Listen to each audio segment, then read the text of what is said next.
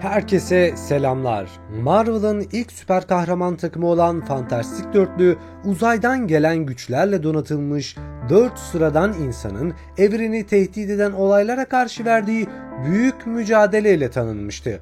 Ama onların hikayesi sadece zaferden ibaret değil, aynı zamanda büyük trajediler ve büyük ölümlerle sonuçlanmıştır.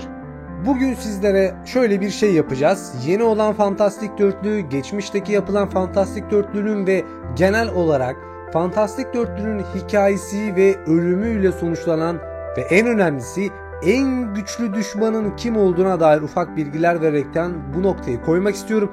Çünkü yaşım gereği 3 tane farklı Fantastik Dörtlü görmek zorunda kaldım. Ve hepsi birbirinden farklı şekilde işliyordu. Şimdi birileri çıkıp ya abi zaten onlar farklı evrenlerde geçiyor falan diyebilir. Arkadaşlar ben zaten biliyorum Marvel'ın 50 tane evrenin, 50 tane değil daha fazla hatta, farklı evrenlerinin olduğunu ve her birinde bu hikayelerin farklı bir şekilde işlendiğini zaten biliyorum. Ama arkadaşlar daha bir evreni bitirmeden anasını satayım 3 tane evren çıkarmışlar ve hepsinde farklı bir şekilde işliyorlar. Yani haliyle bir oluyoruz yani artık, yani bıktık artık. Bak ne güzel Iron Man'de ne yaptılar? 1 2 3 4 yaptılar, bitirdiler. Aynı şekilde diğer filmlerde de 1 2 3'te bitirdiler. Yani bir evrene başladılar, diğerini bitirdiler. Yani bu video yeni olan Fantastik Dörtlü'nün hem biraz eleştirisi, hem hikayesi, hem de genel hatlarıyla sizlere sunmaya çalışacağım. O yüzden lütfen beni eleştirmeyin. Gelelim bu hikayenin kökenine. İlk Fantastik Dörtlü 1961 yılında Stan Lee ve Jack Kirby tarafından yaratılmıştı ve Marvel evreninin temel taşlarından biri haline gelmişti. Hikayede Bay Fantastic, Görünmez Kadın, insan meşalesi olarak çevriliyor ama genelde benim taktığım lakap Ateş Adam ve Taş Adam uzaya çıktığı gizli bir görevle başlar. Amaçları ise kozmik ışınları inceleyebilmek. Fakat şöyle bir bilgi vermek istiyorum. Başka Fantastik Dörtlülerde farklı bir gezegene ışınlanıp o gezegenin enerjisiyle beslendikten sonra bu haline gelmişlerdi ki benim kanaatimce en kötü film oydu arkadaşlar. Neyse, ancak bu yolculuk hayatlarını sonsuza kadar değiştirmişti. Bunlar bildiğiniz klasik cümleler. Kozmik ışınlara maruz kalındı, ekip üyeleri dünyaya geldi ve olağanüstü güçler kazandı. Richards vücudunu esneyip genişletebiliyordu. Yani aklınıza gelebilecek her yer. Su ise görünmez ve güçlü kalkanlarla bir şeyler yapabiliyordu. John alevlerle uçabiliyordu ve ateş adam olabiliyordu. Ben ise taş gibi bir cilde sahipti ve aşırı güçlüydü. Böylece Fantastik Dörtlü doğar, aile gibi yaşamaya başlanır. Bilim insanı olmaları sebebiyle de bütün sorumluluklarla beraber süper bir kahraman olmak için dünyayı kurtarmaya çalışırlar. Şimdi bunlar tırt hikaye benim kanaatimce. Ve artık böyle bize kaktıra aynı hikayenin farklı varyasyonları göstererek kusturdukları bir kısım. Ancak asıl önemli kısım şimdi başlıyor. Fantastik Dörtlü'nün en büyük düşmanı şüphesiz Victor Von Doom'dur. Yani Doktor Doom olarak bilinir. Sadece teknoloji ve büyüyü birleştiren bir deha değil, aynı zamanda Latveria'nın diktatörü, Richards'ın üniversite yıllarından birideki rekabetçisi, egosunu yitirmiş bir dahi ve çok yönlü evrenleri bile tehdit edebilecek güçte bir tane yaratık. Ama Doktor Doom'un dışında da tabii büyük tehditler var mı? Var. En önemlisi Galactus. Galactus'un zaten videolarını sizlere yapmıştım. Neden gezegen yediği ve bu evren için neden çok önemli olduğu.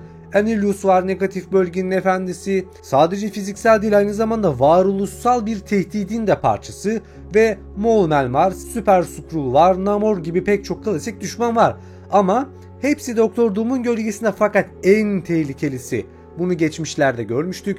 Alternatif versiyonlarda karşılarına çıkan Fatih olarak bilinen Richards'ın karanlık versiyonu. Yani bizler Karınca Adam'da bunun bir versiyonunu görmüştük, fakat böyle biraz daha iyi olanı. Aslında kötüleri var ve daha da kötüleri var. Şimdi hikayesi olarak en ilgi çekici hikayelere bakacak olursak da Galactus'un gelişi olan 1966 yılındaki bir hikayede yatmakta. Bu hikayede Marvel tarihinin en ikonik anlarından biri de yaşanmıştır. Galactus dünyayı yemeye gelir. Tıpkı yeni çıkacak olan Fantastik Dörtlü'deki Galactus gibi. Ancak Fantastik Dörtlü Gümüş Çöpçü'nün yardımıyla beraber onu yenmeyi başarır. Yani buradan anlıyoruz ki aslında Gümüş Sörfçü olmasa bir bok olmaz ama yapacak da bir şey yok. Yendiler mi? Yendiler. Galactus'un düşmanı değil, doğanın bir kozmik varlığı olduğu sebebiyle de onu bir nevi öldürmezler, onu uzaklaştırırlar. İkincisi ise Secret Wars'ta bulunan 1984 ve 2015 versiyonları olan Reed Richards'ın paralel evreni kurtarmaya çabası ve Doktor Doom'la kozmik tanrılar gibi savaşmasına neden olur. 2015 versiyonunda ise Doom evrenin tanrısı olurken Reed ile karşı karşıya gelir. En sonunda Reed evreni yeniden inşa ederek yeniden doğuşu başlatır. Bu bayağı ilginç bir şey çünkü evren normal şartlarda yok oluyor. Ve Civil War'da, yani bizim bildiğimiz Iron Man ve Thor'un kapışması olduğu şeylerde, Iron Man ve Kaptan Amerika'da olduğu gibi Reed'in amacı Sueve, yani Görünmez Kadın ve Lastik Adam süper kahramanların kimliklerinin ortaya çıkması ile beraber desteklemek amacıyla iç savaşta Iron Man'in yanında yer alır. Ancak bu karar Fantastik Dörtlüğü tamamen parçalar. Ve en önemlisi, Future Foundation'da Reed'in amacı artık sadece dünyayı değil, çoklu evreni kurtarmaktır. Bu yüzden bir çocuk bilim ekibi kurar, niyeyse, ve böylelikle bu ekiple beraber zaman yolculuğu ve çoklu evrenler ve yaratılış gibi devasa temaları işler. Yani hikaye satacaklar ya, nasıl satarlarsa satsınlar yani. Çocuk bilim ekibi kuruyorlar. Neyse, bu kısmı geçiyorum. Yalnız Fantastik Dörtlü defalarca ölümle karşı karşıya çıkar ama en çarpıcı hikayelerden birisi de 3 hikayesidir. 2010-2011 arası. Bu hikayede takımın bir üyesi ölüyor.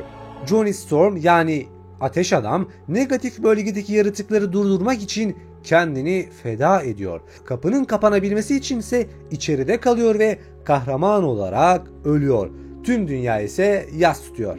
Ancak Marvel evreninde hiçbir ölüm çok uzun sürmez, tabii ki de ne oluyor? Aylar sonra geri geliyor. Ama bu hikaye Fantastik Dörtlü'nün kırılganlığını ve aile bağlarını en çarpıcı şekilde gözler önüne serdiğinde gösteriyor.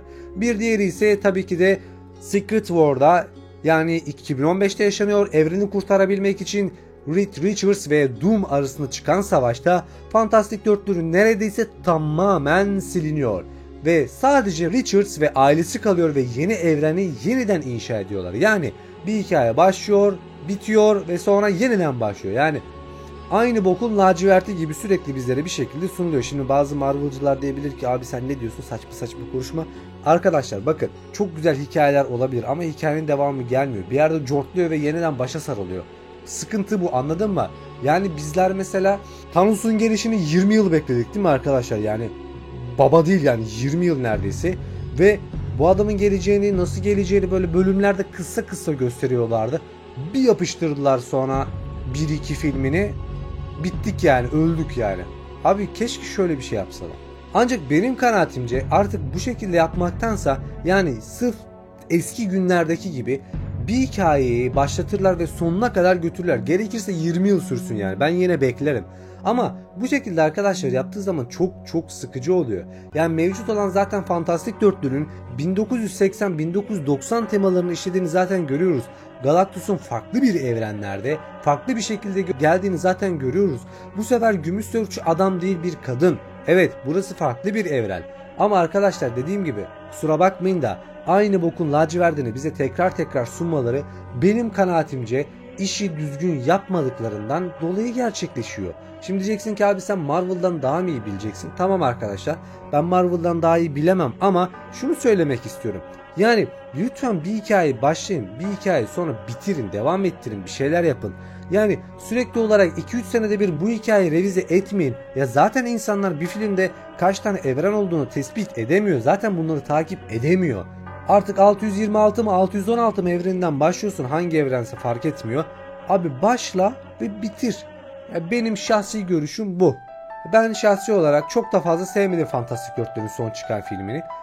Yani ister kızın ister şey yapın. Ama benim şahsi görüşüm bu şekilde. Bana yansıttığı duygu bu. Özellikle de şu kadını aşırı itici buluyorum. Niyeyse bakışları böyle beni bir tık irite ediyor. Yani karar size ait arkadaşlar. Kısacası Fantastik Dörtlü'nün aynı Pok'un lacivertinin sunmasına karşılık hikayesi budur arkadaşlar. Sizin görüşleriniz neler merak ediyorum. O yüzden yorumlarda belirtmeyi unutmayın. Ve başka bir videoda görüşmek dileğiyle. Kendinize iyi bakın. Hoşça kalın.